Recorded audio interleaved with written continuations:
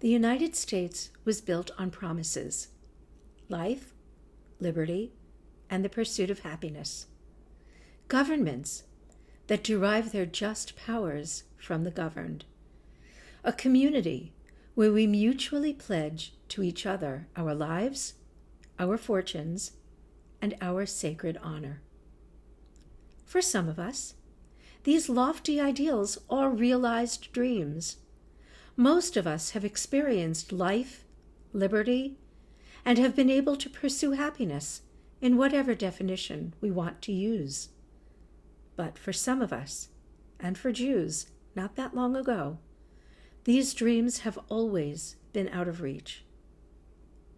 In August 1619, the first African slaves in the English colonies of mainland North America arrived at Port Comfort in the colony of Virginia.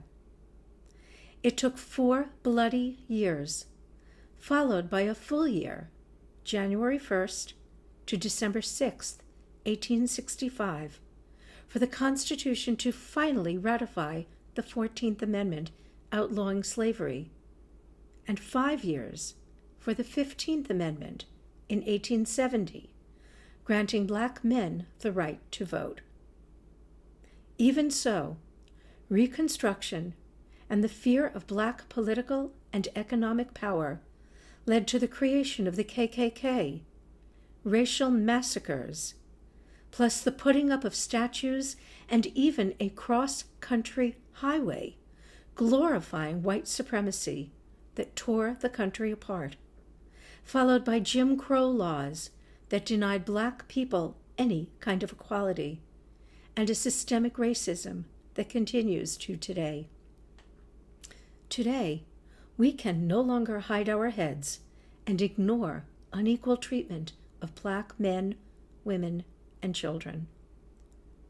It's not just black people for whom the dream of American independence has been uncertain. The 1875 Page Act banned Chinese women from immigrating to the U.S., followed by the 1882 Chinese Exclusion Act that prohibited all immigration of Chinese laborers. These were the first laws that prevented all members of a specific ethnic or national group from immigrating. Almost every immigrating ethnic group has had to face racism and ethnic bias and prejudice.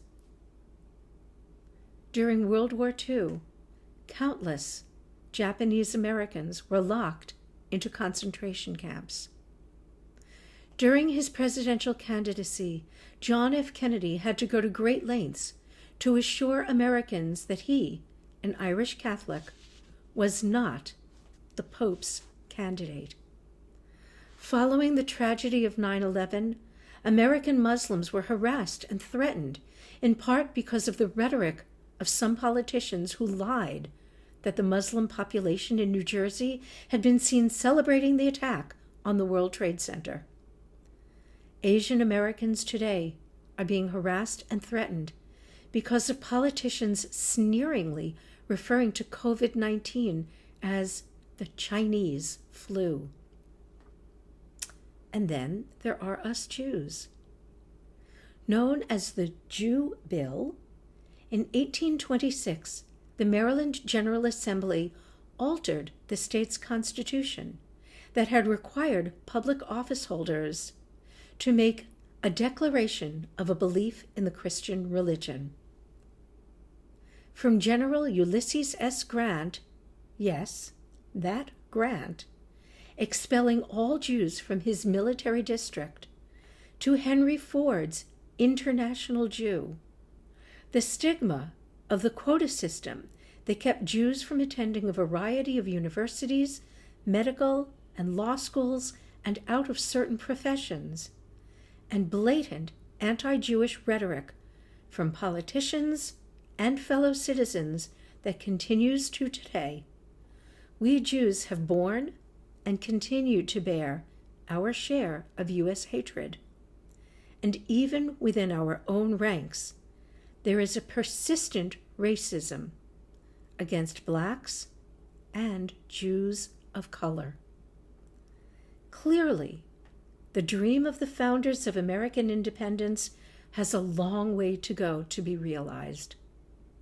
But, and of course, there's a but, there is still the dream and the hope that we work for and pray will be realized b'mehera v'yameinu, soon and in our day. For Jews, that dream is something that we hold on to dearly for a few reasons. One is that we know that when any minority is threatened, we Jews are likely to be next. Another is that we are told, and we have internalized the repeated dictum, "You shall not oppress or mistreat a stranger, for you were strangers in Egypt." We no longer have to live by the leave of others.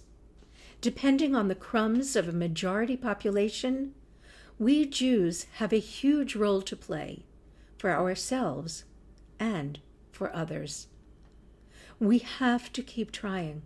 We have to keep working at the great experiment known as the United States of America.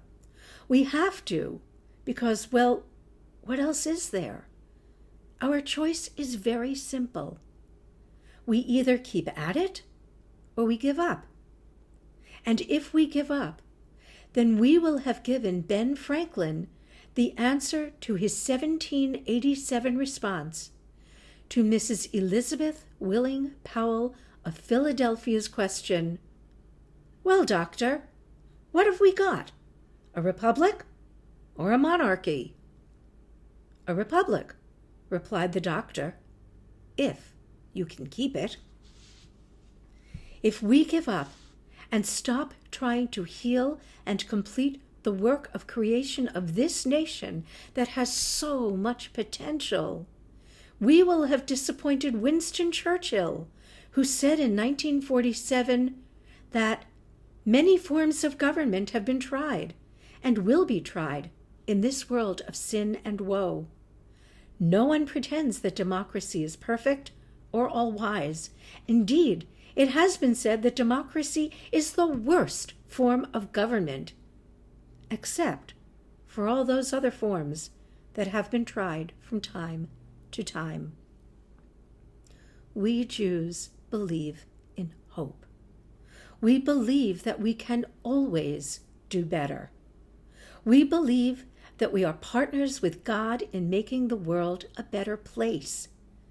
And to offer some of our prophet Isaiah's teachings, "Thus says Adonai, this is what I desire, to unlock the fetters of wickedness and untie the cords of lawlessness, to let the oppressed go free, to break off every yoke. Share your bread with the hungry and take the wretched poor into your home. When you see the naked, give clothing, and do not ignore your own kin.